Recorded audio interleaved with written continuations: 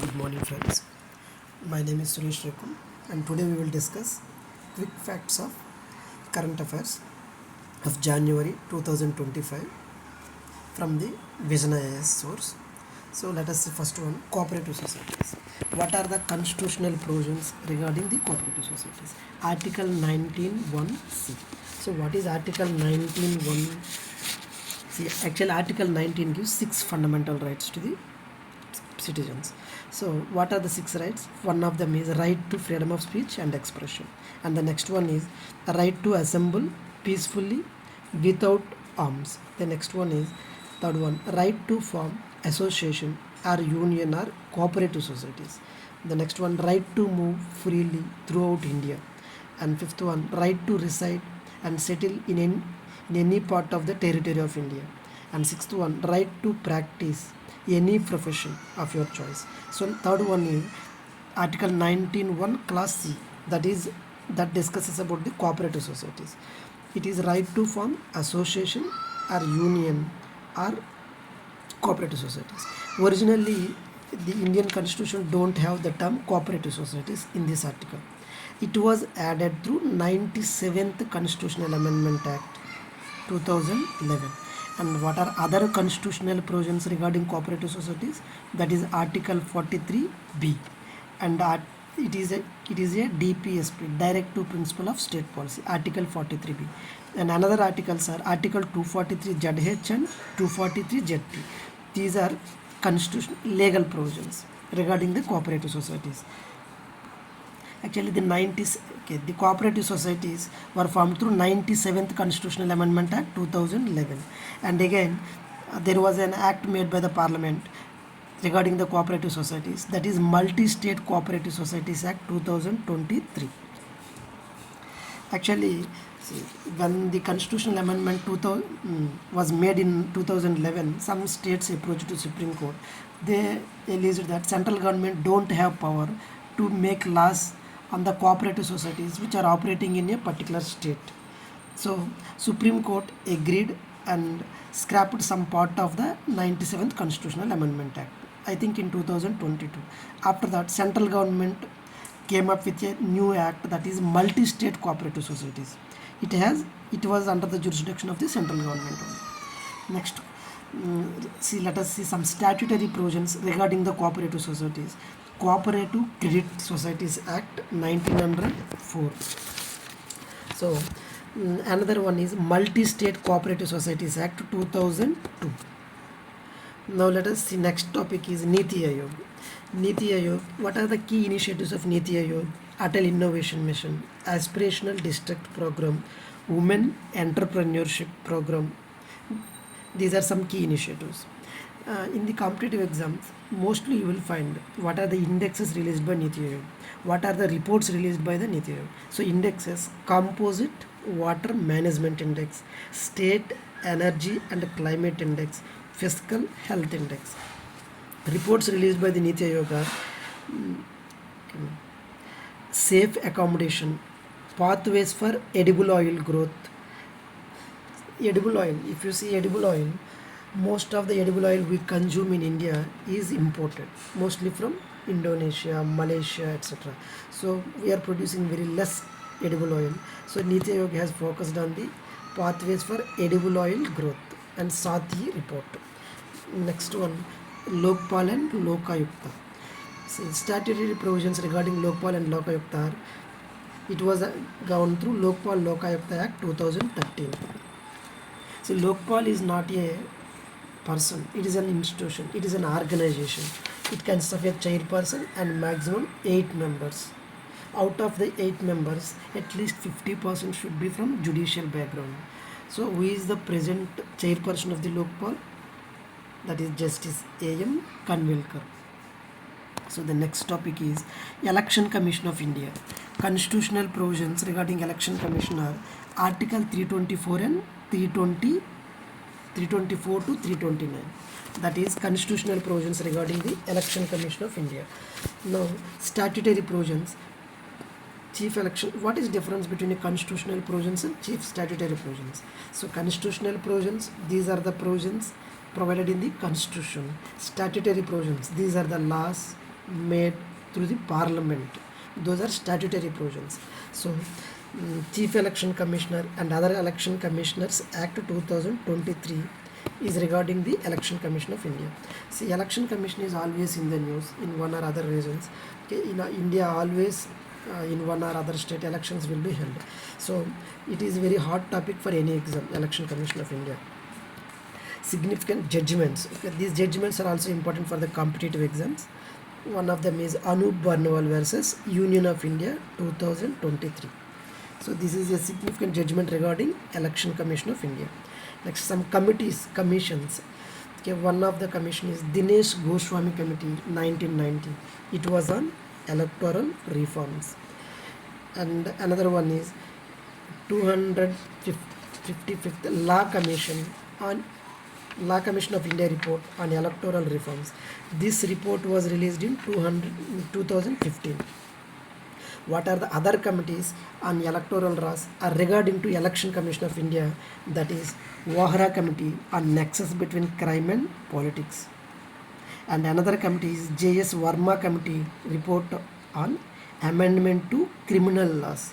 See, why I am focusing on these committees means in the competitive exams you will be given a question like this. So which of the following committees are related to Election Commission of India, or which of the following committees are commissions related to electoral reforms? So, and another most important one is Panchayati Raj institutions. There also we have some committees. So whenever you are reading that static part, general studies polity, you read that one also. Panchayati Raj institutions. Which of the following committees are related to Panchayati Raj institutions? Now the next one is internet shutdown. So in India is the country with the most internet shutdowns. Okay, recent for since 2019. And what are the provisions regarding to internet shutdown? That is Article 19 Clause 2. It allows reasonable restrictions. Next, statutory provisions. Section 144 of the CRPC 1973. And another provision is Indian Telegraph Act 1885. Now, significant judgments regarding internet shutdown. This is also important. That is Anuradha Basin versus Union of India 2020. And Fahirima Shirin versus State of Kerala 2019. So next topic is Indus Water Treaty. So the Indus Water Treaty is in the news after the Pahalgam attack, and it is going to be very important topic for all the upcoming exams. And the Indus Water Treaty was signed in 1960, and it was between India and Pakistan, and it was mediated by the World Bank. So actually Indus is the largest river one of the largest rivers in the world and in the Asia also. And if you compare the river Ganges and Indus is the biggest one, but in India it is the Ganges river. So Indus has 5 tributaries. Those are Jhelum, Chenab, Ravi, Beas and Satluj.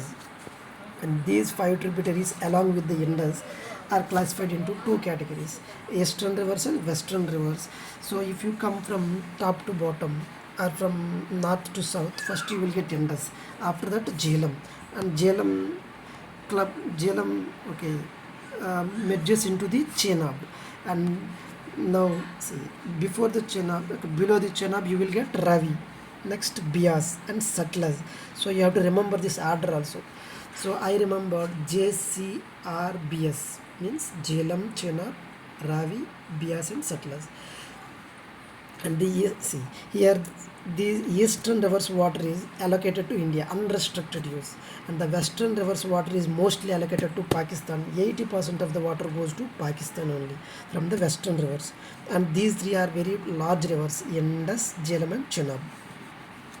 And see here one important question is, in the recent past UPSC has given one question. So the tributaries of Indus, Ravi, the tributaries of the river Jhelum and Satluj merges with the which of the tributary. So again option is Ravi, Beas or Chenab. So it is the Chenab river in which all the tributaries of the Indus. So first Jhelum merges with the Chenab, next Ravi also merges with the Chenab, and Beas merges with the Satluj, In turn, Satluj merges with the Chenab. Finally, Chenab merges with the Indus.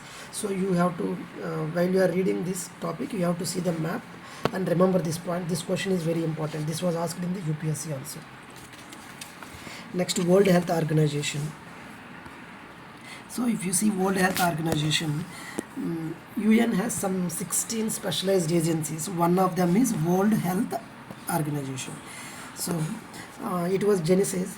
The World Health Organization was through a conference, International Health Conference. It was held in New York. So this is important. The conference was held in New York in 1946, and it came into force in 1948. See how many member countries are there in WHO. We have 194 member countries, and all countries which are members of the UN may become members of the WHO. If a country which is not member of the United Nations, if it want to become member of the WHO, the World Health Assembly has to approve its membership. Then only it will become member of the WHO. So the next is AUKUS deal, AUKUS pact. Actually, it was between Australia, UK and US. It was signed in 2021. Now, what is the purpose of this? It is to boost defense capabilities and accelerate technological integration. So it consists of two pillars. Pillar 1, it supports Australia in getting conventionally armed and nuclear powered submarines. The main thing is nuclear powered submarines, to provide nuclear powered submarines to Australia. And pillar 2, expediting cooperation on intelligence sharing, like terrorism, any antisocial activities, etc. And critical technologies means like semiconductors, chip designs and manufacturing, etc. So actually one thing is here, when the AUKUS pact was signed, the US president was Joe Biden and France president was Emmanuel Macron. So before this AUKUS pact only, Australia has signed a deal with the France for getting the nuclear powered submarines. But because of the influence of the US, Australia has cancelled the deal with the France. Now after the deal was signed or announced, there was a heated exchange of words between France and US at that time, and France is also part of the NATO countries. Next, Quad grouping. Quad means four. This group was formalized by the Japanese Prime Minister Shinzo Abe in 2007, and he was recently assassinated. I mean in 2023, I think 22-23, he was assassinated by a Japanese citizen. And the members of the Quad group are Australia, India, Japan and US. So these are the four members. So this is very important. So remember that one. Which are the members of the Quad grouping? It is Australia, India, Japan and US. So what is the purpose of this grouping is to support an open, stable and inclusive Indo-Pacific. So Indo-Pacific means it is not India, it is Indian Ocean and Pacific Ocean. So inclusive means every country, whether it is a small country or a large country, have to do their trade through the Indo-Pacific peacefully without any tensions. So that is the main purpose of this Quad grouping. Next, India-Indonesia relations. So this was in the news. India-Indonesia relations. We have very ancient cultural and commercial ties with the Indonesia. Yes, we have very ancient and commercial ties with the Indonesia. So since Ramayana and Mahabharata times, see where is which is the largest Hindu temple and where it is located? The largest Hindu temple is not located in India. It is in Cambodia, Angkor Wat, and two more largest temples, one of the largest temples in the world, Hindu temples, they are in Indonesia also. One is Borobudur in Java and another one is Pramban.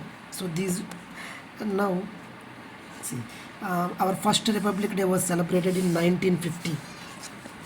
Our first Republic Day was celebrated in 1950. And the first, for every Republic Day, we invite a dignitary, foreign dignitaries. The first chief guest was H.C. Sukarno. He was the Indonesia's first president. Okay, and and we have another connection, that is through NAM. See, after the Second World War, the entire world is divided into two blocks.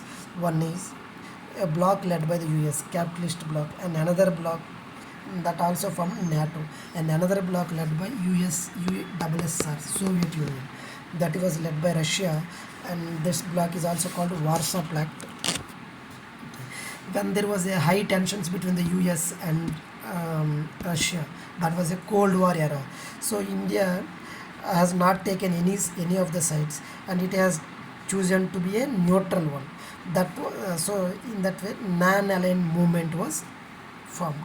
So India was one of the founding members. Who are the other four countries which are the founding members? It was Yugoslavia. The president of Yugoslavia at that time was Tito, and India, Jawaharlal Nehru, and another one is Egypt. President of the Egypt at that time was Nasser, and next country is Ghana. It is also an African country. President of that time was Kwame. So these are the five countries of NAM. Which are the five countries? Which are the founders of the NAM?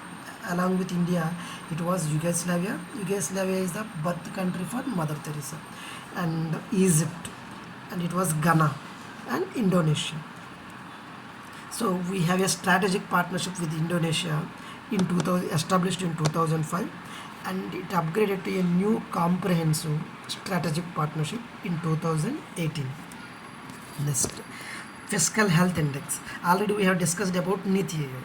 There also we have studied fiscal health index report. What is fiscal health means? See, nowadays state governments are distributing money. See, freely they are distributing money. Recently, Supreme Court also told that free distribution of the goods, these free schemes are bad to the country. Recently, Supreme Court observed this. Our Honorable Prime Minister also telling this is a rowdy culture. So some state governments are alleging that how can you say this is a free? This is helpful to the welfare of the people. So there was a discussion.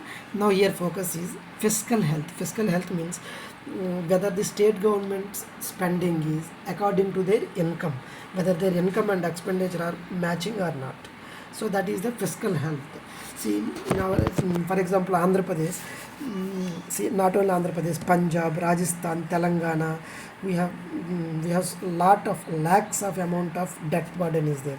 So for example, if you consider Andhra Pradesh in 2000, according to the white papers released by the Andhra Pradesh government in 2024, the Andhra Pradesh government has around 10 lakh crores of debt.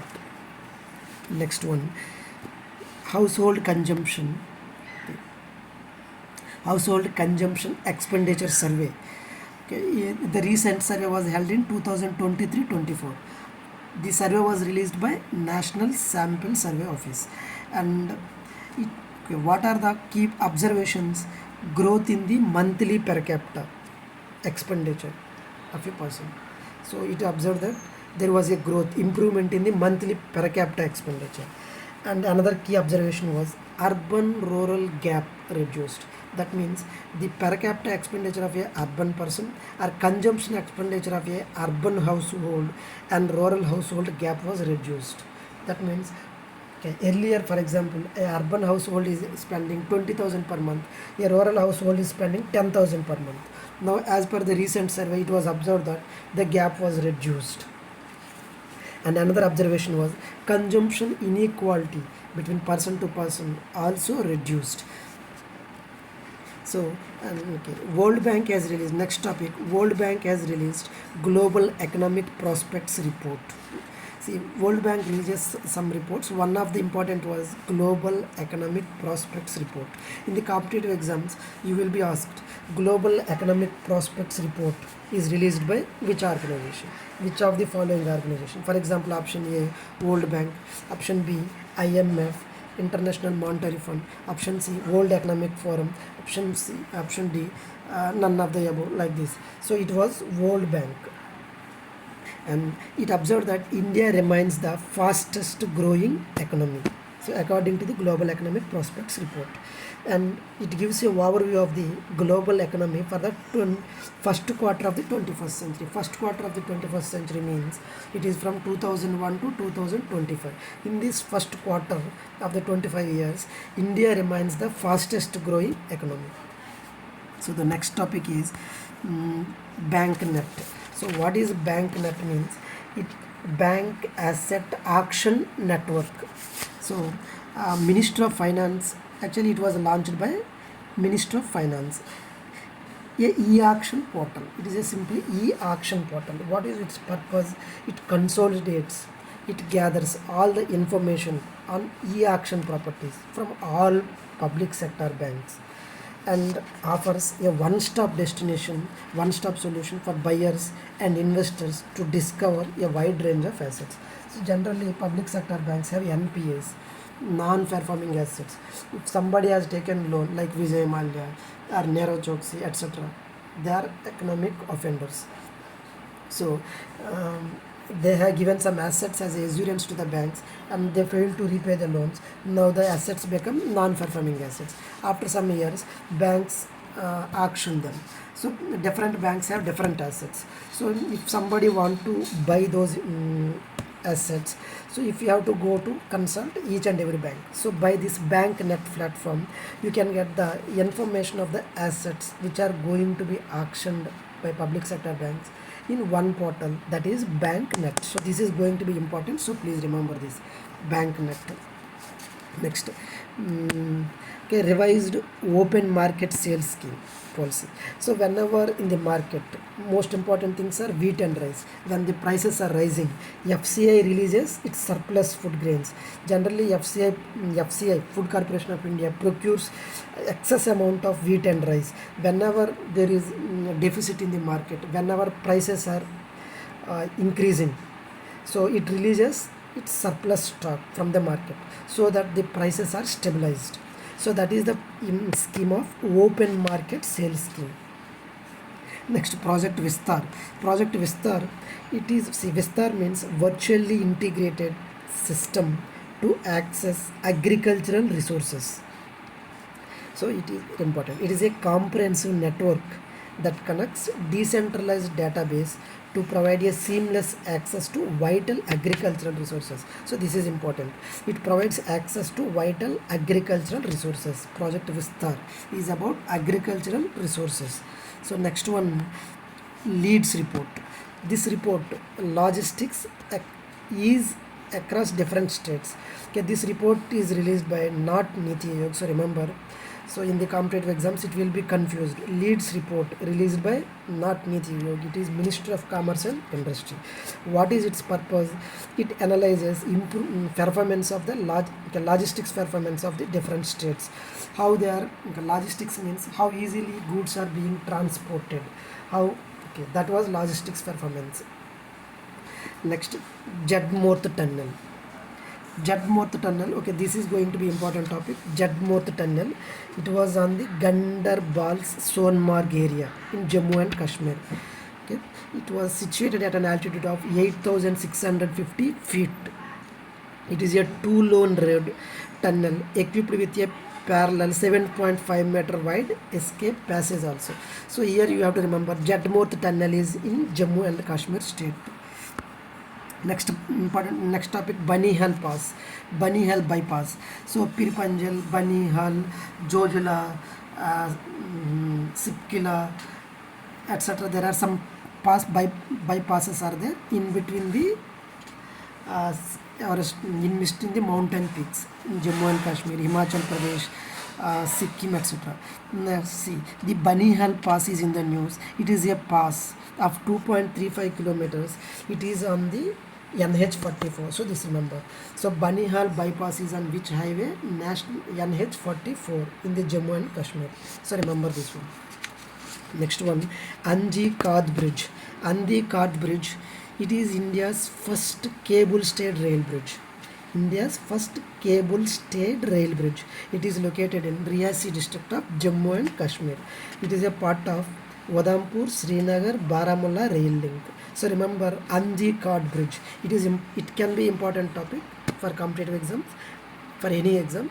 And the Anji Card Bridge is located in Jammu and Kashmir. It is India's first cable stayed rail bridge. Next topic, Interpol. Interpol, okay, it was established as an international criminal police commission in Vienna in 1923.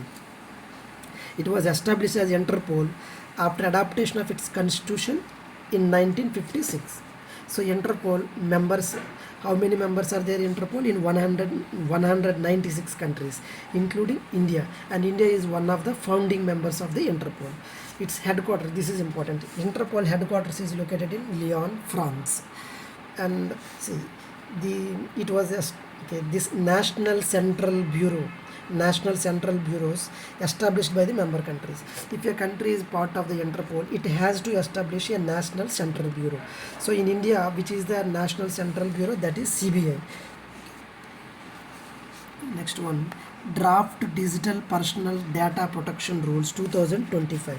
So this draft digital data protection, this is very important because right to privacy, this was highly in the news, and the act was enacted in 2023. So this is, remember, recently in some of the state public service commission exams and SSC or RRB, we are asked years also, 2023. So in 2017, Justice B.N. Sri Krishna Committee examined data protection issues. Justice B.N. Sri Krishna Committee and Ministry of Electronics and Information Technology released a draft of this DPDP Bill 2022, and it became an act in 2023. What are the key provisions or key rules in this? Notice requirement, and another one, intimation of personal data breach, and erasure of personal data, and cross-border data transfer. So these are the key tenets in this DPDP Act 2023. Next, Coastal Security Scheme. This scheme was formulated in 2005 by the Ministry of Home Affairs. So remember, it is Ministry of Home Affairs. It is not by the Ministry of Defense or Ministry of Jal Shakti. The Coastal Security Scheme was formulated by the Ministry of Home Affairs. So in the first phase, phase 1 is from 2005 to 2011 based on the requirements of the coastal states. Phase 2 is 2011 to 2020 based on the vulnerability gap analysis. So vulnerability means how much frequently a state is undergoing to disasters or facing disasters. For example, Kerala frequently faces floods, landslides. Andhra Pradesh and Odisha, they are more vulnerable to cyclones in the month of November and December. So next one, telecommunications. Okay, telecommunications procedure and safeguards for the lawful interception rules 2024. Key provisions are new rules 2024 are legal basis. Legal basis is notified under section 56 of the Telecommunications Act 2023. It supersedes rules 419A of the Indian Telegraph Rules 1951. So authorized agency is central government. It can authorize to intercept the messages. See, okay, that is about telecommunication safeguards rules. Next, Pralay missiles. Okay, this is important topic. Pralay missiles and Pinaka rocket. Okay, it is a surface-to-surface, short-range ballistic missile. So remember, this is important topic. Surface-to-surface, Pralay missile. It is a SRBM, short-range ballistic missile, and it was developed by DRDO. So remember this one. This Pralay missile developed by DRDO, Defense Research and Development Organization. Its range is also important. Its range is 150 to 500 kilometers.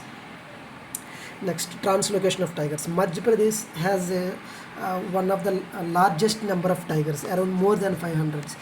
Karnataka, Madhya Pradesh, Uttarakhand have more number of tigers, and Madhya Pradesh has decided to translocate 15 tigers to Rajasthan, Odisha and Chhattisgarh under the Animal Exchange Program. Next, world's first cryo-born baby corals.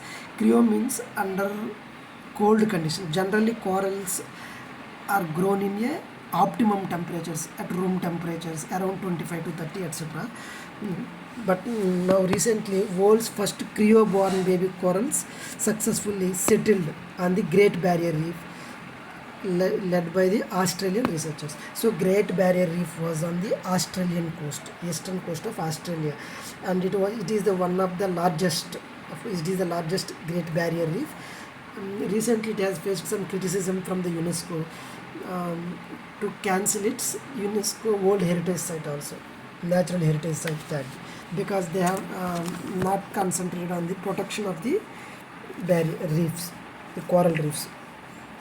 Next, Kavacham. So this is important. Kavacham. Kerala has launched. Okay, Kerala has launched the Kerala Warnings. Kavacham means Kerala Warnings, Crisis and Hazard Management System. Kavacham for real-time disaster alerts. Now only I told Kerala is one of the vulnerable states to disasters. Every year we see heavy rains, floods, landslides. See, because Kerala receives more than 200 centimeters of rainfall every year. Sometimes it receives 400 centimeters in the rainy season. Next, increase in coastline. So this we have to see, this is important. India's coastline has increased. In 1970, India's coastline is 7,516 kilometers. Now it is increased to 11,098 kilometers as per 2023-24. So what is the India's coastline length now? 11,098 kilometers. A 48% rise over 53 years observed. Mount Ibu. It is Indonesia's Mount Ibu. Okay, it erupted 1,000 times in the January 2025. 1,000 times. Mount Ibu located in Indonesia. Next, Oxfam report on widening global economic inequalities. This report observed that world's richest 1% control 45% of the global wealth, and while 44% of the world's population lives below the poverty line.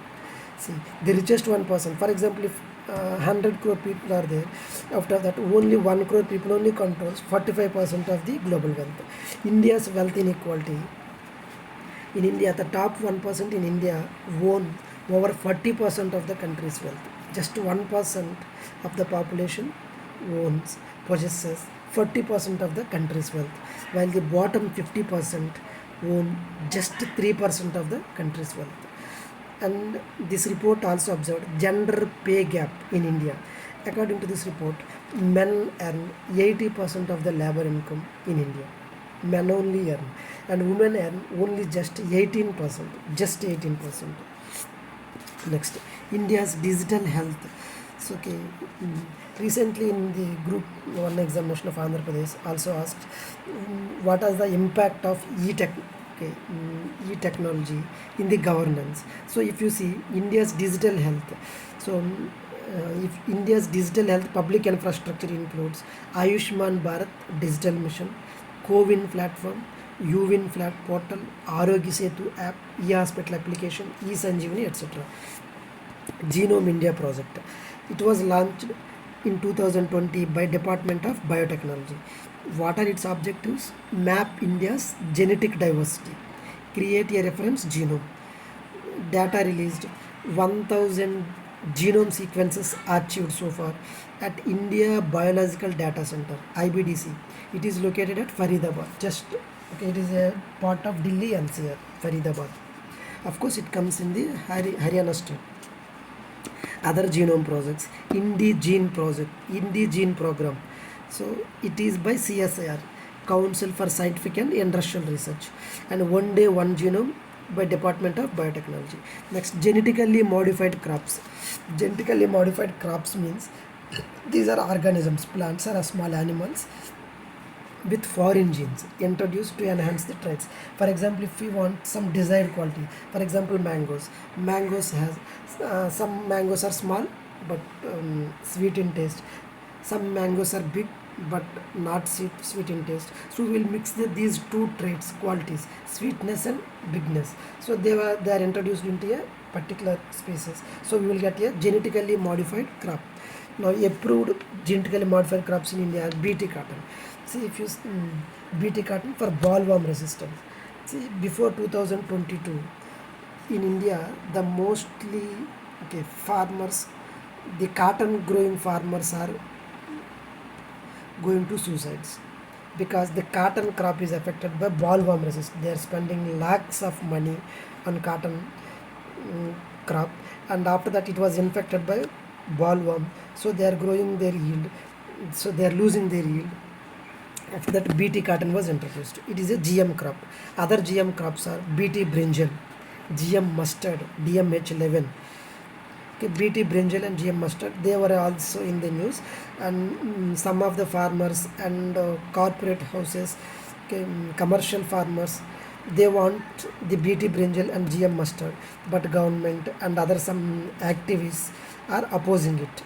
So which are the regulatory bodies? Genetic Engineering Appraisal Committee, GEAC. So this is important. The regulatory body is Genetic Engineering Appraisal Committee. It comes under Ministry of Environment, Forest and Climate Change. Okay. Yes. Genetic manipulation. And other GM crops are golden rice, fortified rice, etc. Next topic is scramjet engine. Supersonic combustion. Ramjet, scramjet operates at a hypersonic speeds with supersonic airflows. Okay. These are supersonic combustion ramjet. Scramjet means it operates at a hypersonic speeds. Hypersonic speeds means it will be 5 times of the speed of the sound, Mach 5. And with the supersonic airflow, supersonic means around Mach 2.5 to 3. It means speed of 2.5 times more than speed of a sound. What is the principle here? Newton's third law, action and reaction for thrust. The significance, it enables hypersonic missiles, our space access, etc. Next, quantum teleportation. Quantum teleportation. See, recently quantum technologies, this is the recent trend in science and technology, quantum teleportation. Quantum teleportation transfers quantum information using entangled states, preserving identity without physical movement. So here quantum information, transfer of quantum information using entangled states. What is the principle here? Based on quantum entanglement, ensuring instantaneous correlation between distant particles based on quantum entanglement. So the principle is quantum entanglement. What is the significance? Enables quantum internet, ultra secure encryption. See, in our WhatsApp, messages are encrypted, end-to-end encrypted. If we send message to somebody, that person only can see, nobody can interrupt. That is called end-to-end encryption. So this because of this quantum technologies, quantum computers, the ultra secure encryption is possible. Next, high precision sensing and global quantum computing connectivity. Next, nanopore technology. So what is nanopore technology? Nano means very small scale. Nano means 10 to the power of minus 9. So type it nano. For example, if you take a meter, 1 meter length, if you divide it into 10 to the power of 9 times, that means 100 crore times, you will get a very small one. That is called nano. Millimeter is very small. Now if you see, nano means very small. Pore means hole. So nanopore, very small holes.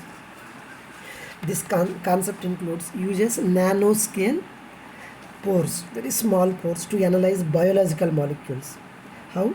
By detecting electrical potential changes as a charged molecules pass through. As the pores are very small, through these pores only electrical molecules, charged molecules only pass through them. So by detecting the electrical potential changes, so we can analyze the biomolecules, whether the biomolecule is charged or uncharged, what is its nature, etc. Significance, enables real-time DNA RNA sequencing. So in science and technology, this point is important. Nanopore technology, it enables real-time DNA RNA sequencing and directly from biological samples. So that is the significance of nanopore technology. What are its applications? Disease marker detection, and non-invasive early cancer diagnosis. So for in cancer diagnosis, we use the nanopore technology. So in the competitive exams, applications of nanopore technology will be asked. Next, nano bubble technology. Nano, I have already told you nano. Bubble means, okay, nano bubble. So here uses nano sized bubbles around 70 to 120 nanometers with a negative surface charge to prevent coalescence. Coalescence means two or three particles combine and they try to form precipitation. So because of this nano sized bubbles with a negative charge, it will prevent coalescence and separate the contaminants. Contaminants means pollutants, etc. with hydrophobic interactions. Via hydrophobic interactions. Hydrophilic means water loving. Hydrophobic means water repelling interactions. Applications: water purification. So applications are important: water purification, agriculture, healthcare, food industry, and industrial cleaning. So what are the applications of nanobubble technology? Means we use in water purification, agriculture, healthcare, food industry, industrial cleaning. Next, methyl cobalamin. So see, it is a bioactive form of vitamin B12. Whenever we use a drug, okay, in that drug is a large molecule, a macromolecule. It consists of 3 or 4 parts. One of them is, see, for example, in pharmaceuticals, we use the concept active pharmaceutical ingredients. Okay, that is responsible for the drug property or pharmaceutical property, okay, medicinal property. So that is active pharmaceutical ingredient. Now in vitamin B12, the methyl cobalamin part is the bioactive form, and it is essential for DNA synthesis, RBC production, and protein metabolism. See, DNA synthesis, in our every cell DNA is there, so DNA synthesis and RBC production, red blood cells synthesis, so it is important. And protein metabolism, proteins, see, in our body everyday proteins has to be synthesized, and some proteins has to be degraded, digested. So synthesis of proteins is called anabolism, and degradation of proteins is called catabolism, and both anabolism and catabolism combined, it is called metabolism. Uses treatise.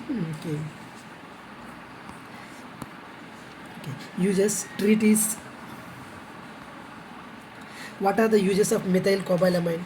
Treats diabetic neuropathy, okay, and anemia. Anemia means lack of blood, very less blood, okay, anemia. So for blood synthesis, RBC production, we need methyl cobalamin, and it treats Alzheimer's disease also. What are the other forms? Cyanocobalamin and hydroxycobalamin, etc. Next, CAR T cell therapy. CDSCO means Central Drug Standard Control Organization. It approved quartami. This is important, so remember quartami. India's second CAR T cell therapy. This is important. It is India's second CAR T cell therapy for blood cancer.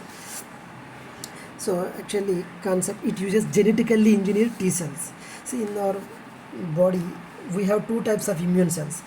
One is T cells, another kind is B cells, B lymphocytes. So okay, T cells and B cells to target and kill the cancer cells. So T cells target and kills the cancer cells. And how they are prepared? Extract and modify with the chimeric antigen receptors. Chimeric antigen receptor, CARS receptor, and they will be reinfused to T cells to attack the cancer. So actually in cancer, so significance is advanced immunotherapy, offering personalized cancer treatment. What is the significance of CAR T cell therapy? Advanced immunotherapy. In cancer treatment, we have different types of treatment. If you treat the cancer by using chemicals, very powerful injections, medicines, that is called chemotherapy. Okay? That is one way of treating the cancer. And another one is surgery, and another one is radiation therapy. And the most advanced one is immunotherapy by using CAR T cell therapy. This is the most advanced cancer treatment. Next, neuromorphic devices. Neuromorphic devices, it mimics the human habituation process. Habituation process means living environment, where pain perception reduces with the repeated exposure. What are the functions? It replicates nociceptors, pain sensors, to process stimuli efficiently. What are the benefits? Advances wearable technology and human machine interactions. Okay, see, now we are in the era of artificial intelligence. So human machine interactions. Next, iron age in India. So earlier we are thinking that in India the civilization started during the Harappan and Indus Valley civilization. Now we found a evidence in Tamil Nadu that it dates back to mid third millennium. That means around 3,500 years back. Okay. Next, Saint Narahari Tirtha. Saint Narahari Tirtha. Narahari Tirtha was a prominent Dvaita Vedanta philosopher. Okay, he belongs to 13th century and he is a disciple of Madhvacharya. So remember this. This will be asked as a part of history questions. Next, Kalaripayattu. It is a developed in Kerala. Kalaripayattu. It is one of the most ancient martial traditions. Okay, it traced back to Sangam period. Actually, Kalari means it signifies training center or where it is a place where they practice the art. That is called Kalari. And Payattu means it is the fight or rigorous practice or physical practice. That is Payattu. Total it is Kalari Payattu. Next, Kondareddy tribes. They are recognized as particularly vulnerable tribal groups. So what are particularly vulnerable? See the type Kondareddy tribe. You will be asked Kondareddy tribe. Which of the following tribes are particularly vulnerable tribal groups? So what is PVTGs? PVTGs means they are the very primitive tribal groups. Still they follow centuries old methods, primitive agricultural methods. They are not developed. Okay. So those are classified as particularly vulnerable tribal groups. In the UPSC also, I didn't remember year exactly, but it was asked. There was a question regarding particularly vulnerable tribal groups. So how many PVTGs are there in India? 75. So I think along with this there may be 76. So in which state has highest number of PVTGs? It was Odisha. After that in Andhra Pradesh. In Andhra Pradesh we have 12 PVTGs and in Odisha around 13 PVTG groups are there. So next one is Hatti tribe. Hatti, notified as a scheduled tribe. Recently this tribe is notified as a scheduled tribe. What do you mean by Hatti tribe? Where do these people live? Actually the name Hatti comes from their profession. What is their profession? They sell their homegrown products. Homegrown products in the haats. Haats means in Hindi it is actually markets. Haats. Okay. So the tribe is named as Hatti. For example, if they grow chickens or whatever maybe their homegrown products, they sell in the haats. That's why they are named as Hatti tribe, and they live in Uttarakhand, Himachal Pradesh. Next, Bharat Ranbhumi. Actually, it is okay. Ministry of Defence has launched this website, Bharat Ranbhumi.